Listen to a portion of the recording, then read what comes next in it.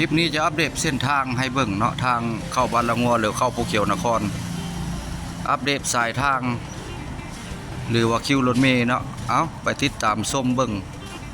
พร้อมๆกันเนาะทางเพิ่นลงอย่างใหม่ๆมันมาดพี่น้องเส้นตัวนี้ก็เป็นทางแยกแล้วก็เข้าไปทางวัดตาลแล้วก็บ้านละงัวเข้าไปเรื่อยๆไปเรื่อยๆเอาไปติดตามเบิ่งพร้อมๆกันพี่น้องว่าสิเป็นใดๆเนาะเส้นทางใหม่เปิดลงสั้นที่2พี่น้องความจริงและเส้นทางมาตาดนี่ก็หลังคาเฮือนกับห้างหลังคาเฮือนกับห้างหลายพี่น้องเส้นทางนี้แหละสิว่าแล้วมันเป็นทางซอยซานตัวเมืองเนาะซานเมืองต่อไปก็สิมีการพัฒนาจุดรถไฟแล่นแค่ขมวนเฮา2028 2029 29 2030พุ่นแล้วเนาะพี่น้องเนาะตามเหตุการณ์ของเพิ่นที่ว่านัดหมายไว้ก็สิเป็นทางเส้นนี้เส้นหลักขึ้นไปฮอดจุดภูเขียวนครเลยใจกลางของทางภาพบ้านของบ้านตาลบ้านละงัวให้ท่านผู้ชมไปติดตามเบิ่งพร้อมๆกันว่าเพื่อนคนก็ประมาณนี้แล้วเนาะแต่ว่าห้างหลังคาเฮือนกับห้างจุดนี้ก็คือเป็นวัดตาลพี่น้องห้านค้ากับโบค่อยหลายปานใดเนาะแต่ว่ามีประมาณ 2-3 ห้านทางนี้ก็เป็นทางหน้านี่ก็เป็นทางเข้าวัดวัดตาล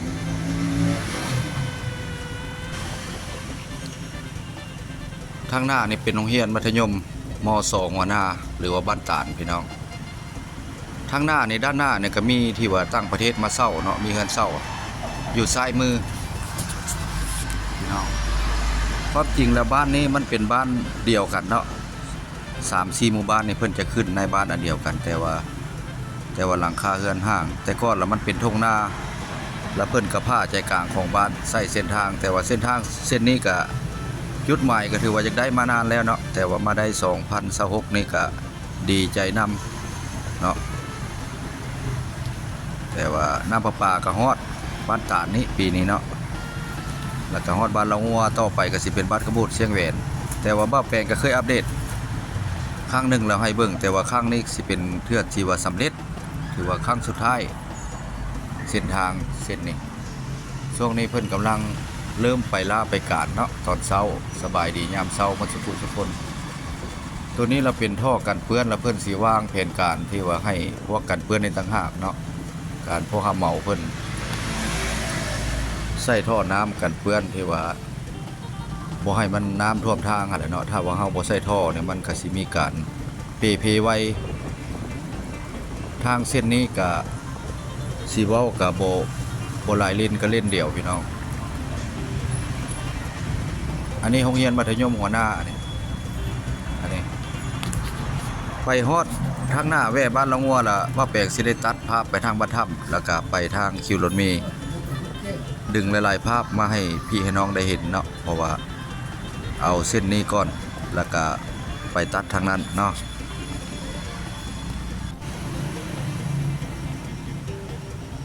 ห้านขายเครื่องก็บ่ค่อยหลายแต่ว่าห้านเวียดแล้วมีห้านหนึ่งเนาะห้านคนลาวก็บ่หลายปานใดอันนี้แม่นบ้านหัวหน้าเด้อพี่น้องเฮาบุคคลบางคนก็สิจำบ่ได้เนาะรอบแปลงก็ค่อยเล่นเนาะเล่นแห้งบัดกล้องบ่มาตรฐานเนาะแต่ว่ามันยานคนเล่นตัดหน้าตัดหยังเพราะว่าทางมันก็ยังติดรถอยู่พี่น้องเพิ่นลงเมื่อวานนี้มันไม่มันมาดเนาะความจริงแล้วบ้านนี้มันเป็นบ้านหุ้มกลางภูเขาอ้อมเลยกับผาบรรทับพี่น้องหุ้มกันเลยเนาะมันก็เกี่ยวไปเกี่ยวมานั่นแหละเดี๋ยวมาเส้นนี้ก็ได้ออกไปทางถ้ำสร้างแล้วก็มีบ้านพักแล้วก็มีเฮือนพักให้เช่าหรือว่าขึ้นไปเที่ยวไปส้มทางตลาดน้ำบ้านกระบูดก็แม่นบ้านกระบูดก็เป็นบ้านที่ว่าชนบทบ้านหนึ่งแล้วก็เป็นบ้านชนเผ่าเราเทิงแล้วก็ปนกันกับเราล่มทุกมือนี่มันก็ซับปนโคเลกันไปแล้วพี่น้องบ้านนี้บ้าแปลงสิได้ฮอดบ้านเรางัวแล้วเนาะบ้าแปลงสิได้ตัดภาพไปทางบ้านถ้ำหรือว่าคิวรถเมล์ ตัดภาพไปทางหน้านั้นให้พี่ให้น้องได้เห็นเนาะอัปเดตเส้นทางทุกวันเบาแปลงก็ได้อัปเดตอันนี้บ้านละงัวก็มีห้องหมอสุขศาลาแล้วก็มีโครงการญี่ปุ่นมาช่วยเหลือเนาะที่ว่าเลี้ยงนักเรียนจันทร์ถึงศุกร์แต่เบาแปลงก็เคยอัปเดตให้เบิ่งให้พี่ให้น้องเบิ่งแล้วพี่น้องโครงการของญี่ปุ่นเพิ่นช่วยเหลือล่าเลี้ยงแนวกินน้องๆนักเรียนที่ว่าบ้านละงัวเฮาบ้านละงัวเฮาก็เป็นบ้านหนึ่งที่ว่าจุดที่ว่าบ้านแผนการพัฒนาขึ้นแผนเนาะอันนี้ทางโค้งน้อยหนึ่งเนาะทางโค้งไปทางบ้านละงัวฮอดจุดนี้ก็สิได้ปิดกิบไว้เกี่ยวไปทางบ้านถ้ำเนาะบ้านนี้เป็นบ้านเสียงแหวนเส้นปูยางครับมาคบกันอยู่นี่แหละทางเสียงแหวนนั่นแหละทางเส้นนี้ถือว่าออกไปทางซอดที่ทำงัวเนาะหรือว่าทำช้างหรือว่าทำเสือประมาณนั้นแหละพี่น้องเส้นนี้จะเป็นซี่แยกบ้านถ้ำเป็นทางแดงเส้นนี้นี่ ก็จะได้ปูยางคือกันพี่น้องขอโทษขออภัยพี่น้องตัวนี้เข้าไปในเมืองแล้วตัวนี้เข้าไปทางลักคกวัดดงมวกไข่เนาะเลี้ยวไปทางคิวรถเมล์อัปเดตให้พี่ให้น้องเห็นจะรถในกันลายสายทางเลข12ในกับบริสุขาดสายพี่น้องแต่ว่าสายทางเลขที่12ในกำลังปูยางขยายสายทางมาแต่ทางมาไส้พอละพี่น้องนี่เข้าไปในเมืองเพราะว่าห้านแถวนี้ก็สิได้ขยายสายทางคือกันเพราะว่าเพิ่นบอกแล้วเพิ่นลงมาจดว่าสิได้ให้พวกแม่ค้าสับขายในมางห้านยับเข้าไปเบื้องหนึ่งประมาณ 6-7 เมตรพอได้พี่น้องไว้เพิ่นเตือนไว้แล้วเนาะขายมังโมกับบางห้านก็เพิ่นก็เอาออกแล้วเพิ่นก็เริ่มขยายออกแล้วเนาะ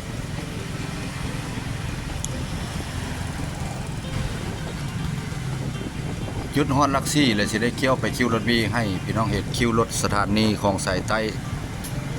อัฐปือสารวันเอาไปติดตามเบิ่งน้ำพร้อมกันว่าคิวรถเมล์นี่รถนี่มีตลอด24ชั่วโมงไปเบิ่งน้ำกันว่า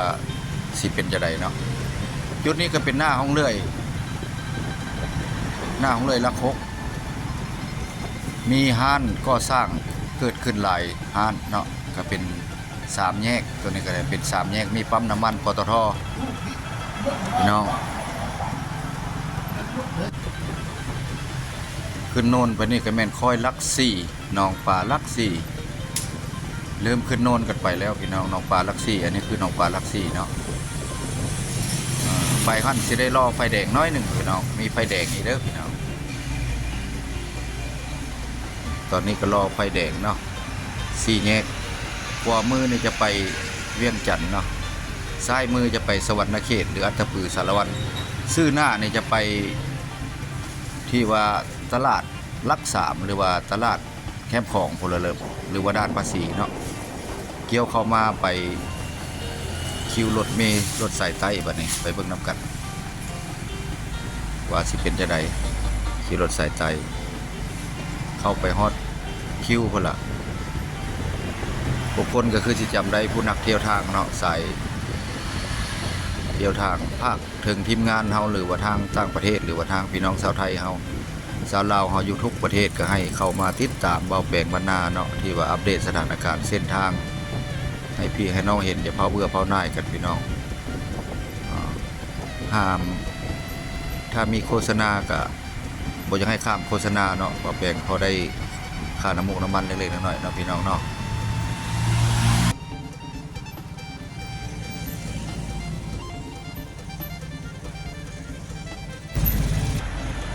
จุดนี้จะเป็นสถานี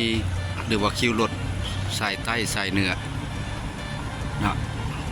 คิวรถเวียงจันทน์สวรรณเขตอัฐปือสารวัน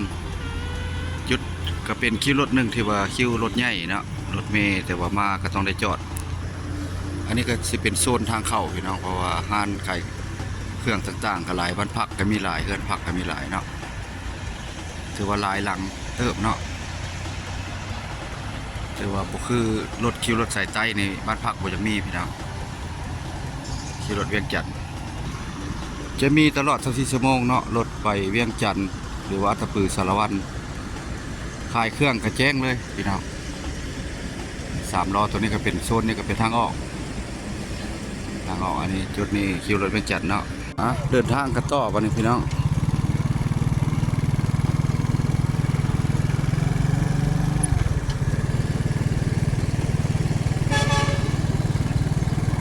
คลิปนี้กับผมมีอย่างไรมาอัปเดตสายทางเนาะให้พี่ให้น้องเบิ่งระหว่างคิวรถมีหรือว่าปูยางใหม่หรือว่าทางเส้นบรรทับ